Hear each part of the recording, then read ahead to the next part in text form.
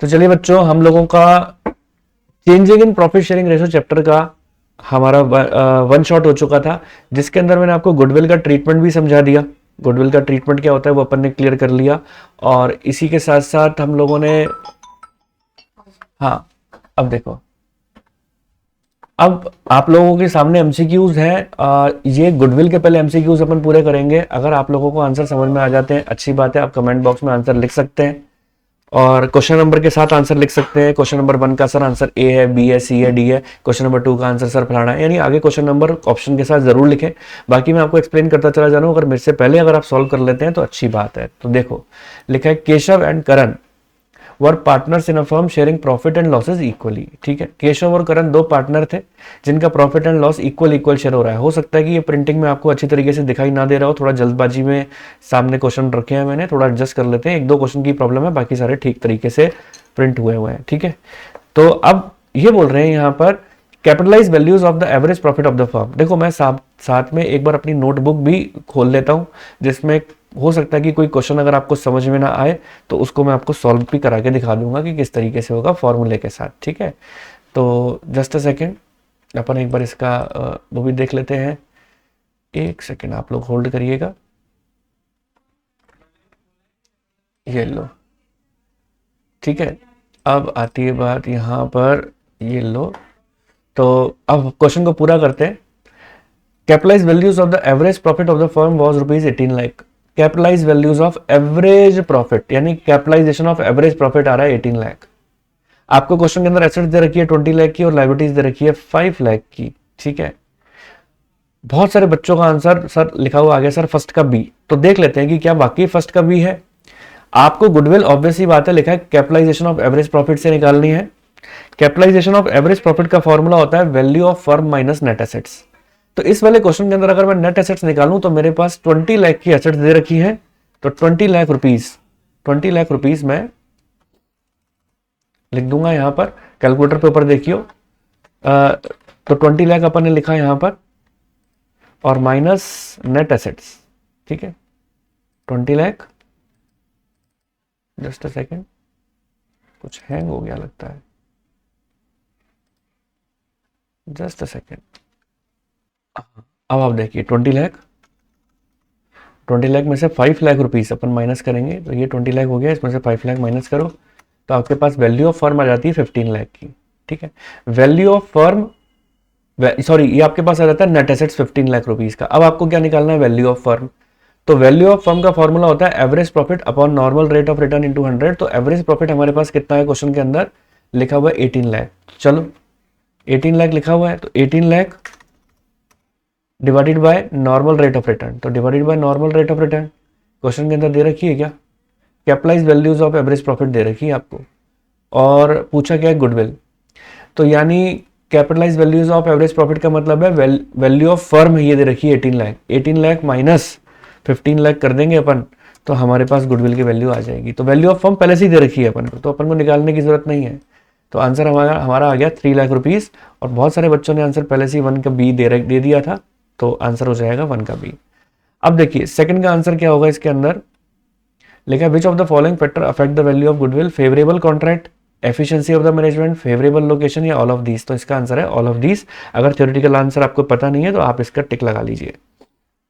अब आती है देखो यहाँ पर बात क्वेश्चन नंबर थर्ड की अगर हम बात करें, अगर आप लोग आंसर लिखते चले जा रहे हो तो अच्छी बात है, आप लोग अपना चेक भी कर लेना जो आंसर मैं बता रहा हूँ, क्योंकि एक साथ इतने सारे कमेंट पढ़ना बड़ा मुश्किल हो जाता है मेरे लिए भी।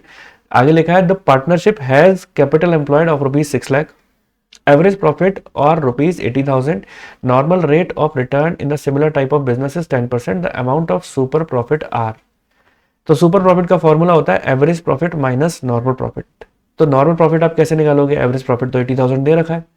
नॉर्मल प्रॉफिट का फॉर्मूला होता है capital employed into rate upon 100। और आपको क्वेश्चन के अंदर जो कैपिटल एम्प्लॉयड दे रखी है वो दे रखी है क्वेश्चन नंबर थर्ड की, प्रिंटिंग ठीक नहीं हो रही तो आप समझ के चलिए 6 लाख रुपीज है। 6 लाख का 10% निकाला 60,000 आ गया। अब आपको क्या काम करना है, एवरेज प्रॉफिट में से नॉर्मल प्रॉफिट माइनस करना है। एवरेज प्रॉफिट 80,000 था, 80,000 में से 60,000 माइनस किया तो 20,000 आ गया, हमारा सुपर प्रॉफिट 20,000 हो जाएगा। तो इसका आंसर है C. Under which of the under which method the valuation of goodwill normal rate of return is not considered। इसमें से किस में हम normal rate of return consider नहीं करते हैं। अब आती है देखो बात यहां पर, under which method of the valuation of goodwill normal rate of return is not consider. बड़ा इंपॉर्टेंट क्वेश्चन है देखो, ये एग्जाम में आ सकता है कि कौन से मेथड के अंदर हम नॉर्मल रेट ऑफ रिटर्न को कंसीडर नहीं करते। कैपिटलाइजेशन मेथड में।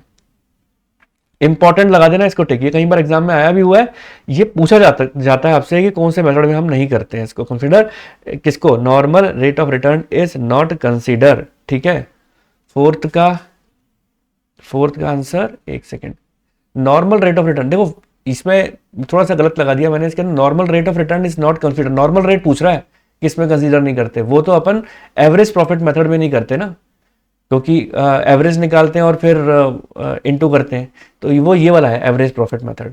लेकिन एक क्वेश्चन ऐसा भी आता है कि कौन से मेथड के अंदर हम ईयर्स परचेज को कंसीडर नहीं करते, वो है कैपिटलाइजेशन मेथड। ठीक है, दो अलग अलग चीजें आ सकती हैं।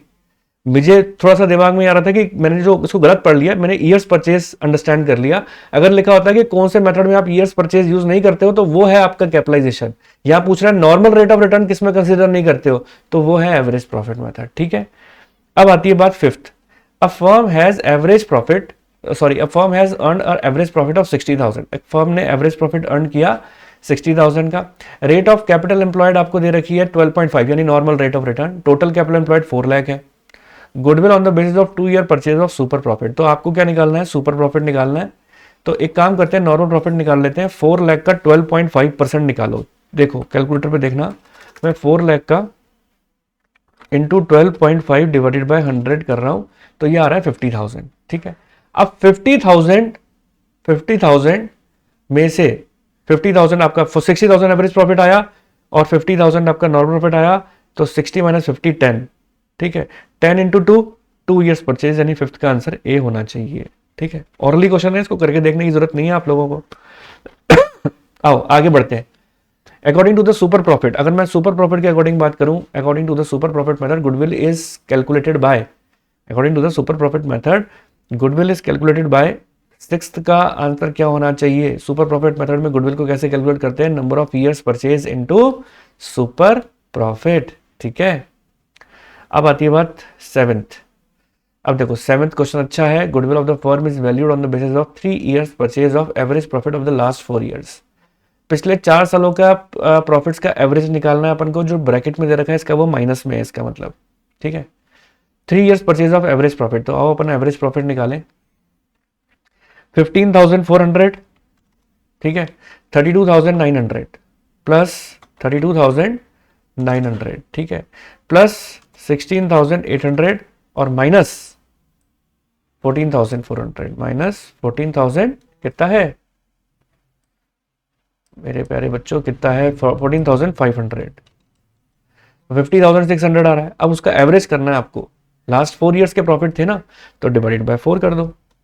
ठीक है, और इसको ईयर्स परचेज से इंटू करेंगे तो इंटू 3 कर दो, इंटू 3, तो 37,950 आ रहा है। तो यानी सेवेंथ का आंसर कितना आना चाहिए, बी, 37,950। अब देखो, अब ऐसे क्वेश्चंस को अगर कोई बच्चा कॉपी में करने बैठ जाएगा तो थोड़ा सा उसको दिक्कत आएगी। आप सिस्टमेटिकली मत करने बैठ जा रहे हैं इन क्वेश्चंस को, रफ में फटाफट कैलकुलेशन करना और टकाटक आंसर टिक लगाना।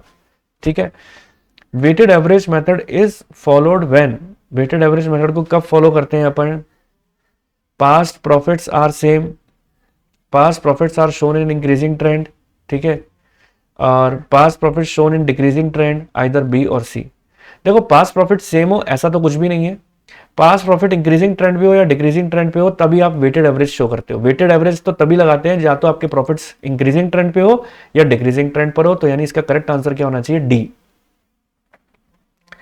अब देखो नाइन्थ का क्वेश्चन का देख लो। If average capital employed in a firm is 5 lakh, average capital employed कितनी है 5 लाख, एक्चुअल प्रॉफिट कितना है 70,000, कैपिटल एम्प्लॉयड आपको 5 लाख दे रखी है, तो क्या 5 लाख का 10% निकालेंगे, जी हाँ 50,000 आ जाएगा। एक्चुअल प्रॉफिट मतलब होता है एवरेज प्रॉफिट, तो average profit minus normal profit करो, यानी 70,000 माइनस 50,000 तो 20,000 आ गया, है ना। आपसे पूछा गया सुपर प्रॉफिट बताओ, तो हमने सुपर प्रॉफिट बता दिया, हमारा 20,000 सुपर प्रॉफिट आ रहा है। देखो चिल टू टाइप क्वेश्चन है ये, अगर आपको फॉर्मूला याद है तो देख रहे हो आप, 21, 22 टर्म 1 में आया हुआ ये, ठीक है। विच of the following statement is और आर नॉट करेक्ट। आपको ये बताना है कौन से स्टेटमेंट करेक्ट नहीं है, ठीक है। Goodwill is a present value of the firm, anticipated excess earning, goodwill is a fictitious, C answer है इसका, वैसे ही बता दूं आपको। 10th का सी, यानी ओनली सेकंड पॉइंट करेक्ट नहीं है, बाकी सब करेक्ट है। गुडविल इंटेंजिबल एसेट है, ये सबको पता है। गुडविल लोकेशन से अफेक्टेड होती है, ये बात भी सबको पता है। हो सकता है फर्स्ट वाले में आपको थोड़ा कंफ्यूजन हो जाए, तो अब याद रख लेना present value of the firm's anticipated excess earning, तो वो क्या चीज है, वो करेक्ट स्टेटमेंट है। और आपका फिक्टिशियस एसेट्स नहीं है गुडविल, ये चीज ध्यान रखना। क्वेश्चन नंबर 11 पर आ जाओ बाप। 11th का क्या लिखा हुआ है, एवरेज प्रॉफिट कितनी दे रखी है, 60। नॉर्मल रेट ऑफ रिटर्न 10% है, एवरेज कैपिटल एम्प्लॉयड 5 लाख है, तो 5 लाख का 10% 50,000, 60 माइनस 50 10, 10 इंटू 3 ईयर्स परचेज 30, तो 30 आंसर हो गया, है ना। चलिए इजी इजी से क्वेश्चन 12th पे आ जाओ। गुडविल क्या है, फिक्टिशियस है, ये तो अपन ऊपर ही मना करके आए हैं। इंटेंजिबल है, ठीक है, तो आगे के पढ़ने की जरूरत ही नहीं है, पता ही लग गया अब आपको। बिल्कुल करेक्ट दे रहे हो आप सब लोग आंसर, मेरे पास आ रहे हैं चैट बॉक्स में, बिल्कुल करेक्ट आंसर है आप सब लोगों के। चलिए 13th का पढ़ो। If purchase consideration is less than the amount of net assets taken over, which account will be credited for the difference amount. If the purchase consideration is less than, ठीक है, अगर परचेज कंसिडरेशन लेस है net asset से, याद रखना capital reserve होता है। अगर इसका उल्टा होता, परचेज कंसिडरेशन ज्यादा होता, नेट एसेट्स कम होती, तो वो गुडविल होती, ठीक है। याद रखना, इंपॉर्टेंट है ये भी, जिस पे इंपॉर्टेंट लगा रहा हूं बाकी याद रखना, इसे पूछे जा सकते हैं। 14th का देखो अब आप क्या लिखा हुआ है, goodwill is valued at the time, मैंने याद है AS 26 बताया था, गुडविल वैल्यूड होती है at the time of retirement date, changing profit sharing ratio, admission, या all of the above, all of the above. अब ये थोड़ा बड़ा क्वेश्चन है, लिखा हुआ है 15th वाले में, Ram and Krishna were partner sharing profit and losses in the ratio 2:1, they admit Shankar as a partner for 1/5 share in the profits, for this purpose goodwill of the firm is valued on the basis of 3 times of the last 5 years average profit, 3 times of the last 5 years of average profit। तो last 5 years कौन से ले लेंगे, 1 2 3 4 5, जो दे रखे हैं वो 5 साल है, ठीक है, उसका एवरेज निकालना है। तो अब आप एवरेज निकालने के लिए इन सबको प्लस करेंगे अपन, चलो प्लस करें, प्लस करते चले जाओ, लास्ट से चालू हो जाओ। 50,000, ठीक है, तो 5 लाख लिख दिया। 50,000, 25,000 माइनस किया तो माइनस के 25,000, प्लस के 75,000, प्लस के 40,000 और प्लस के 50,000, 1,90,000। कितने साल हो गए, 1 2 3 4 5, 5 से डिवाइड कर दो, डिवाइडेड बाई 5, 38,000, है ना। अब लेकिन अपन को यहाँ पर एक चीज याद रखो, 2017-18 में 10,000 का एबनॉर्मल लॉस था, तो एबनॉर्मल लॉस होते हैं 17-18 के अंदर, तो एड बैक करने चाहिए थे ना, 10,000 जोड़ना चाहिए था, एबनॉर्मल गेन को माइनस करते हैं, तो ये अपन ने कंसीडर नहीं किया, तो इसको कंसीडर करना चाहिए ना अपन को, ठीक है। चलो देखते हैं, तो वापस से करके देखते हैं अब अपन, देखो इसको वापस से करवाऊं, लो फिर से करके देखते हैं। 50,000 माइनस 25,000 प्लस के 75,000, ठीक है, प्लस के 50,000, 40 प्लस 10 50 हो गया ना, प्लस के फिर से 50,000, तो मिला के हो गए 2 लाख। 2 लाख डिवाइडेड बाय 5, 40,000, ठीक है। अब ईयर्स परचेज कितना था, 3 ईयर्स परचेज कितना था, 3 ईयर्स परचेज था ना, ठीक है, 3 टाइम्स, तो 3 से इंटू कर दो, इंटू 3, तो 1,20,000 आ रहा है, तो इसका आंसर क्या होना चाहिए, डी। तो 15th का आंसर है हमारा D.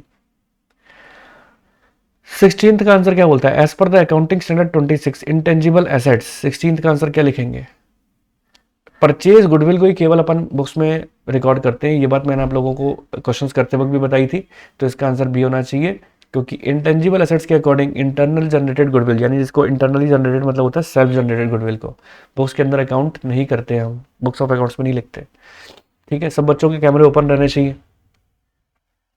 Both purchase and internally generated goodwill are accounted, ऐसा भी नहीं है, none of the above, purchase goodwill को ही केवल रिकॉर्ड करते हैं अपन।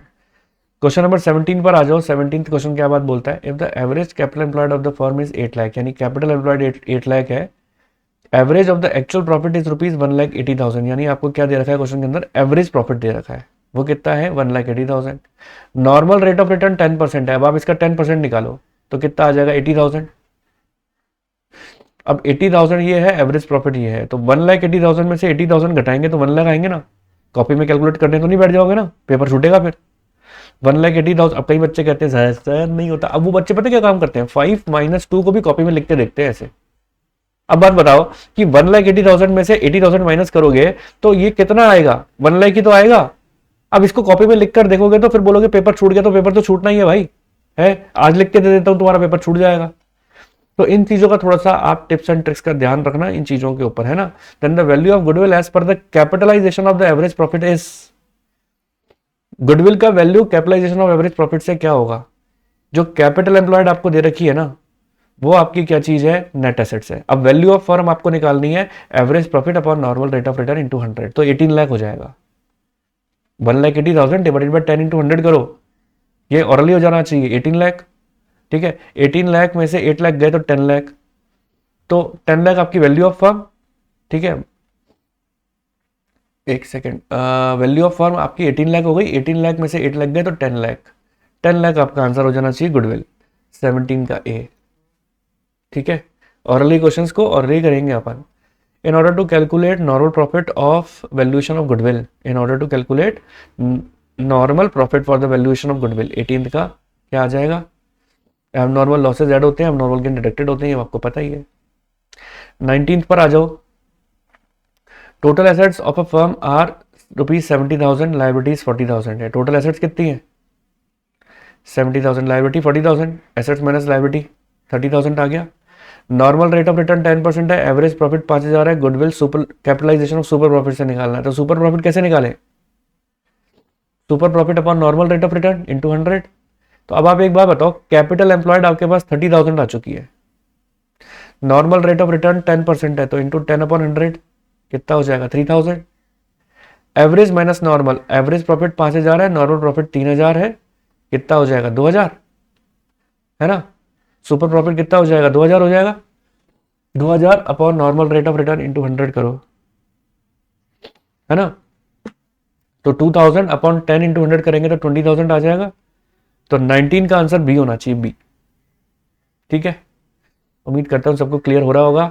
Super profit is equals to, super profit किसके इक्वल है, सुपर प्रॉफिट इक्वल टू और लेस देन इक्वल टू, देखो दो ही चीजें कंपैरिजन होती है सुपर प्रॉफिट में, एक्चुअल प्रॉफिट या फिर एवरेज प्रॉफिट, कुछ भी बोलो, नॉर्मल प्रॉफिट। अब बच्चे कई बार क्या करते हैं, फॉर्मूले याद नहीं होते तो ये लगाए आएंगे या ये लगाए आएंगे या ये लगाए आएंगे, ऐसा नहीं होता, है ना। एवरेज प्रॉफिट इक्वल होना चाहिए एवरेज प्रॉफिट के और लेस देन नॉर्मल प्रॉफिट से कम होना चाहिए सुपर प्रॉफिट। तो ये लिख लो, actual profit less than normal profit. ठीक है, तो 20 का आंसर क्या होना चाहिए, A. Which of the following items are added in the previous year profit for finding normal profit or the valuation of goodwill? अब नॉर्मल प्रॉफिट अगर आपको निकालना है तो फॉर्मूला क्या होता है, मतलब क्या बोल रहा है कि क्या चीज ऐड करनी चाहिए। Which of the following items are added in the previous year profit for finding out the normal profit for the valuation of goodwill? Loss on sale of fixed asset abnormal loss है, ये add करना चाहिए। Manager commission profits के अंदर add करने चाहिए क्योंकि ये भी हमारा इससे लिंकअप खर्चा नहीं है। Undervaluation stock,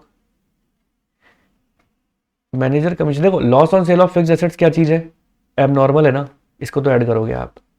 under valuation of closing stock, closing stock come value कर रखा है तो बढ़ाना पड़ेगा, इसको भी ऐड करना पड़ेगा। मैनेजर कमीशन तो खर्चा है, इसका कुछ करेंगे नहीं, तो आंसर क्या होना चाहिए 21 का, ये ए एंड सी।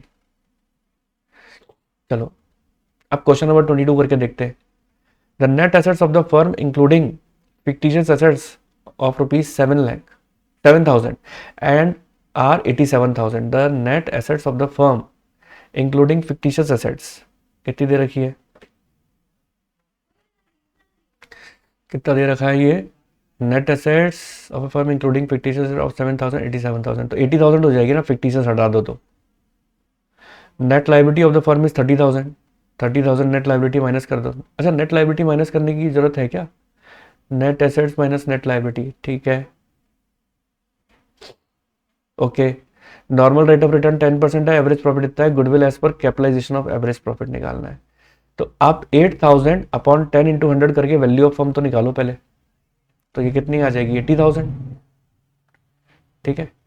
और ये कितना आ गया 50,000, तो वैल्यू ऑफ फर्म 80,000 है और नेट एसेट्स आपके पास कितनी आई है 50,000, तो वो माइनस कर दो तो आंसर कितना हो जाएगा 22 का सी, है ना।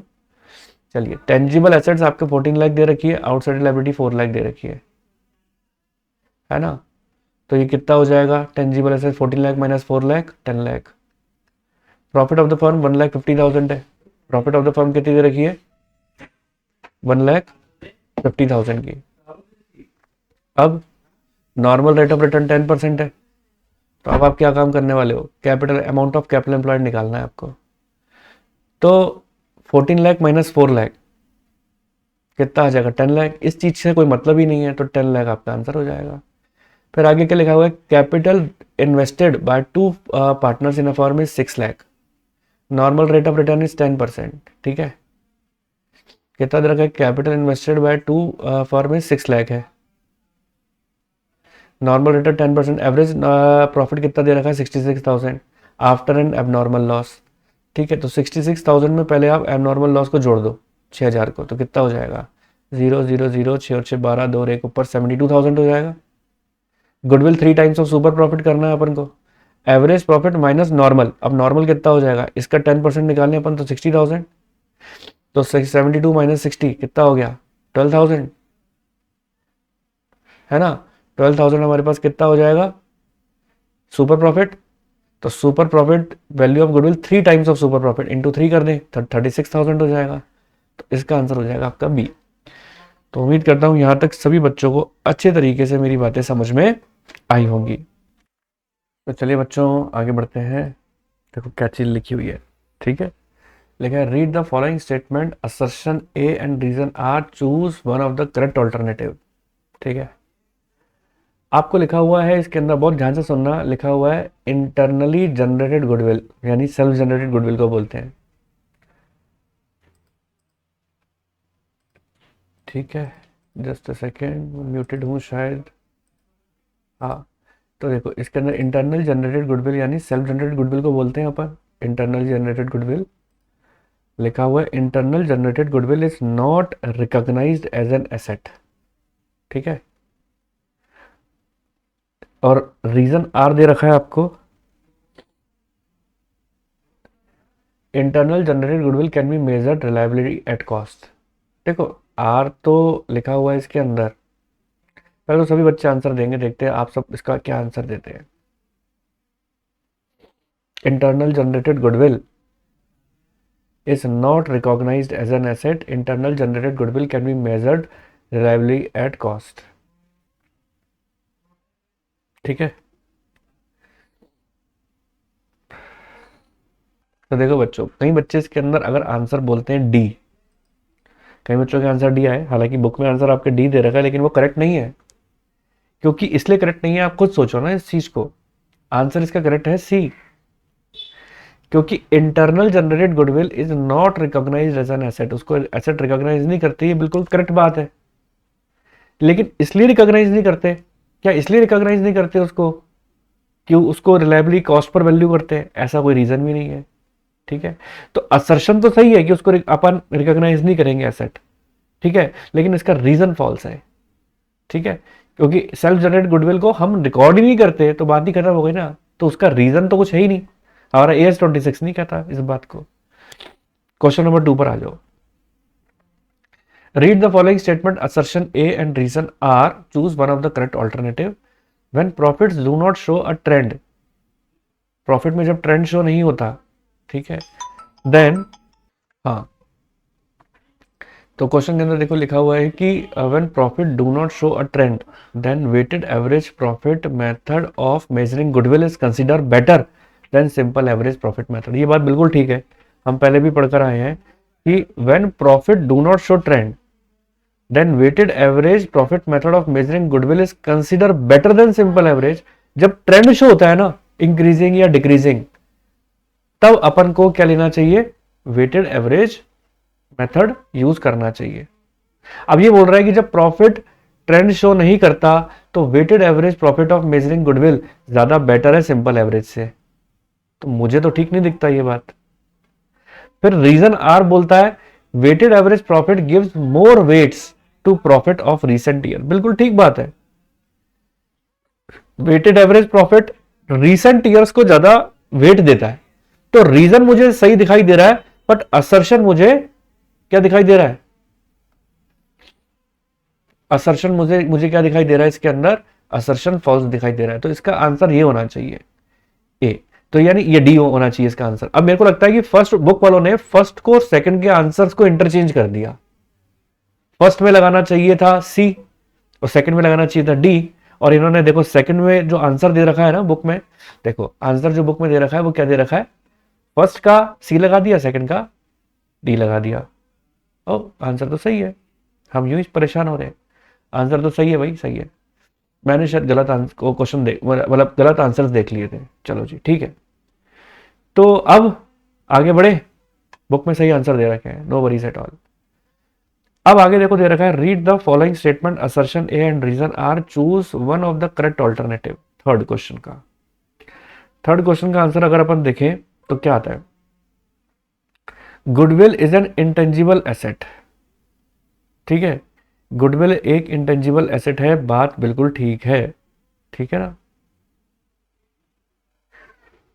Goodwill is value of the reputation of the firm in respect of the profits expected in the future over the above normal profits. Reason भी बिल्कुल करेक्ट है, तो इसका आंसर क्या होना चाहिए, सी। ठीक है जी, चलिए बिल्कुल बढ़िया, सभी बच्चों को अच्छी तरीके से समझ में आ गया होगा। आगे बढ़ते हैं नेक्स्ट पॉइंट पे तरफ।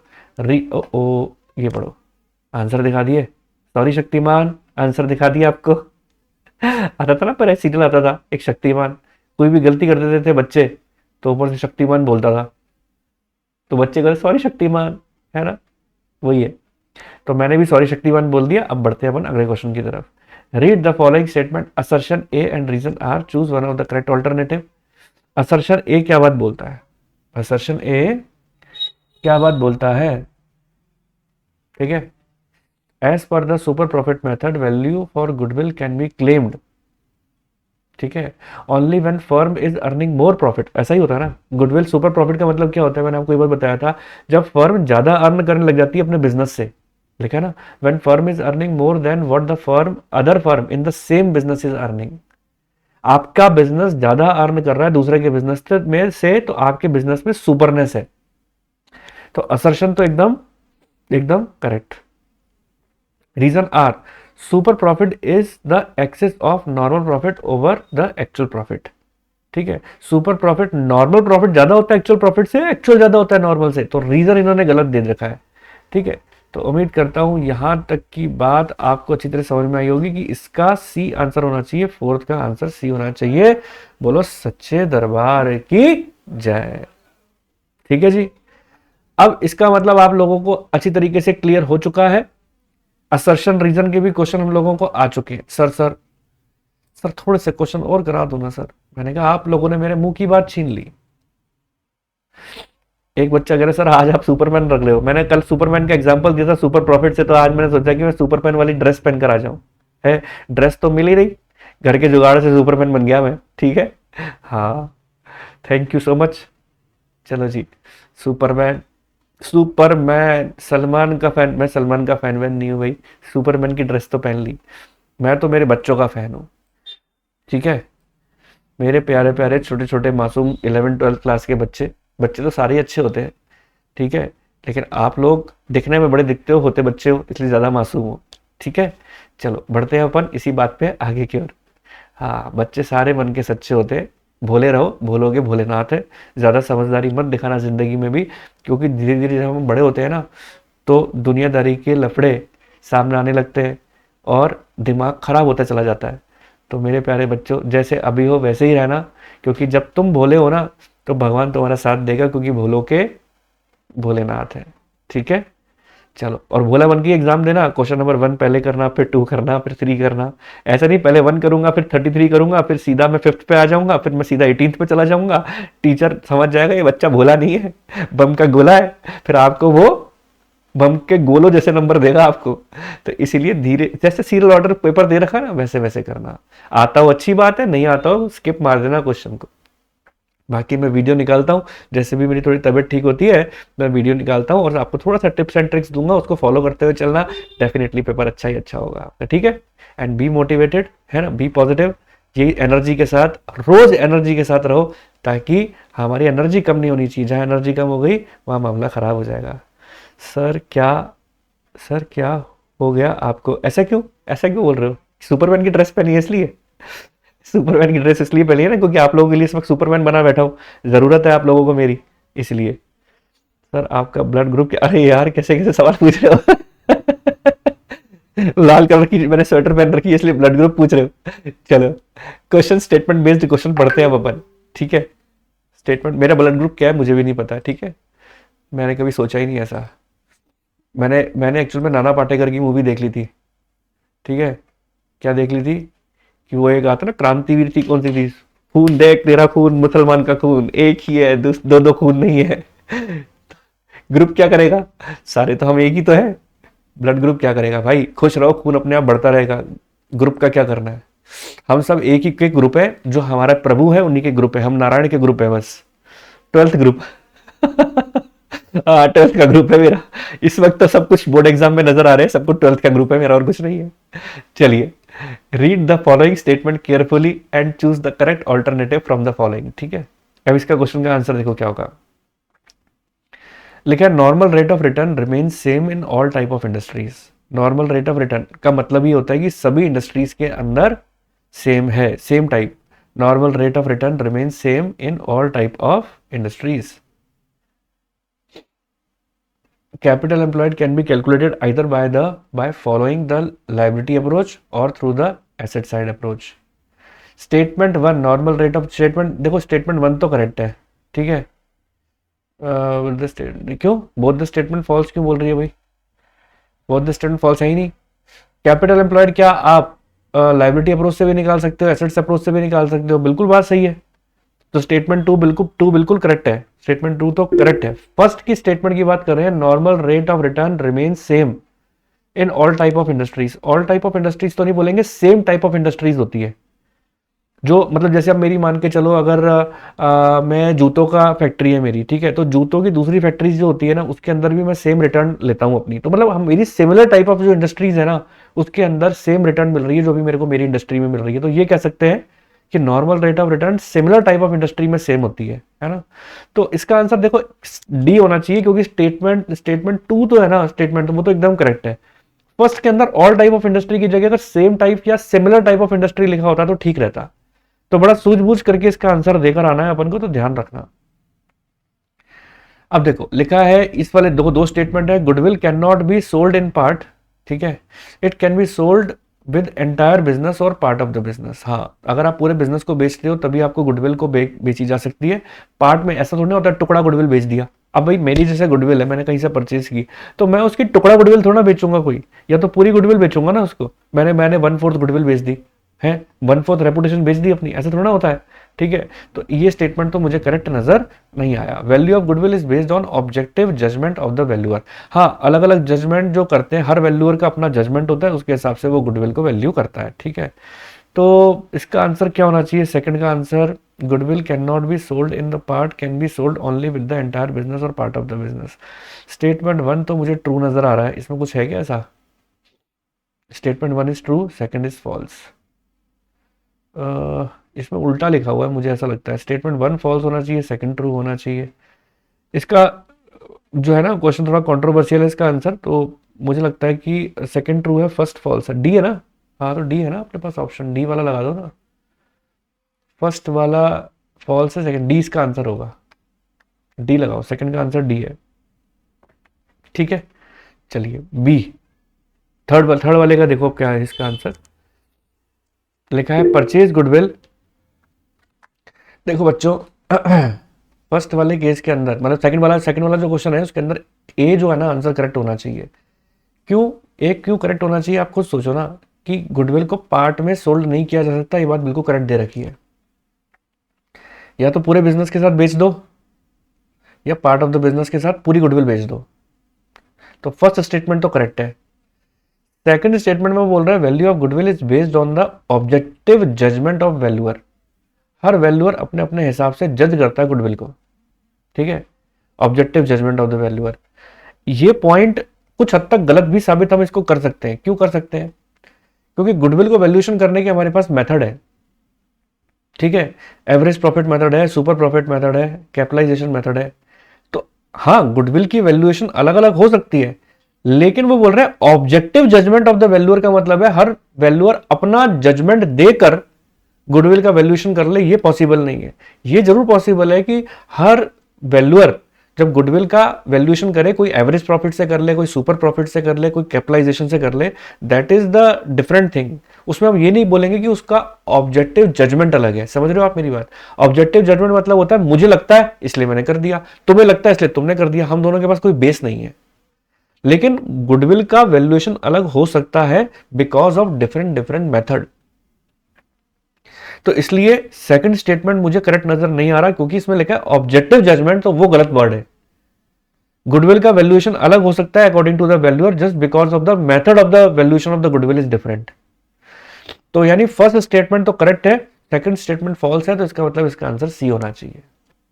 ठीक है, चलिए अब थर्ड वाले के ऊपर बात करते हैं। Read the following statement carefully and choose the correct alternative from the following. आप ध्यान से सुनो और देखना यह कि करेक्ट ऑल्टरनेटिव कौन सा है इसमें। Purchase goodwill arise on the acquisition of an existing business concern. हम कोई भी एग्जिस्टिंग बिजनेस कंसर्न को एक्वायर करते हैं तो परचेज गुडविल भी खरीदनी पड़ती है। परचेज गुडविल तभी एक्वायर होती है, ठीक है। Second, the cost of the purchase goodwill is determined by the current profits. Current profit से भी आप कैलकुलेट कर सकते हो, ठीक है, और पास्ट ईयर प्रॉफिट से भी कैलकुलेट कर सकते हो, ठीक है। ऐसा तो है नहीं केवल करंट प्रॉफिट से कैलकुलेट होता है। तो सेकंड स्टेटमेंट तो मुझे करेक्ट नजर नहीं आता, क्योंकि इसने लिखा है the cost of purchase goodwill is determined by current profits. Past profit से भी तो हो सकता है, ठीक है। फिर उसके बाद देखो आगे क्या लिखा हुआ है, purchase goodwill arise on the acquisition of the existing business concern. क्या परचेज गुडविल केवल तभी अराइज होती है जब हम किसी का बिजनेस परचेज करते हैं? क्या हम वैसे गुडविल परचेज नहीं कर सकते? वैसे भी तो कर सकते हो।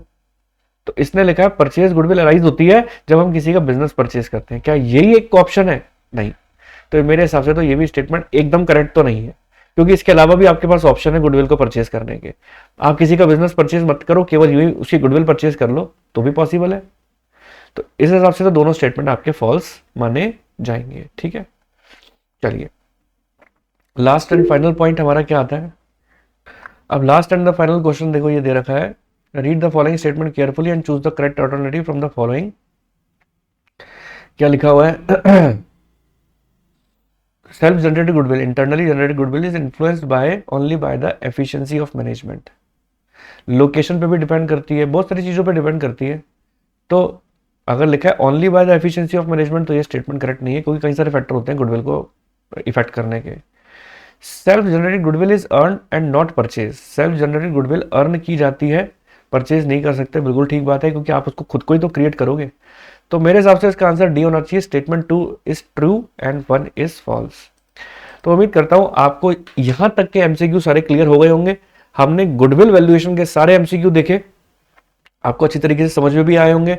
वीडियो पसंद आया तो लाइक कर देना, चैनल पर नए हो तो सब्सक्राइब कर देना। आगे के वीडियोस के लिए बने रहे, सब्सक्राइब बटन प्रेस कर दे, बेल आइकन भी प्रेस कर दे। मिलते हैं अपने नेक्स्ट वीडियो के साथ, तब तक के लिए ओके, टाटा बाय बाय, खुदा हाफिज, जय माता दी।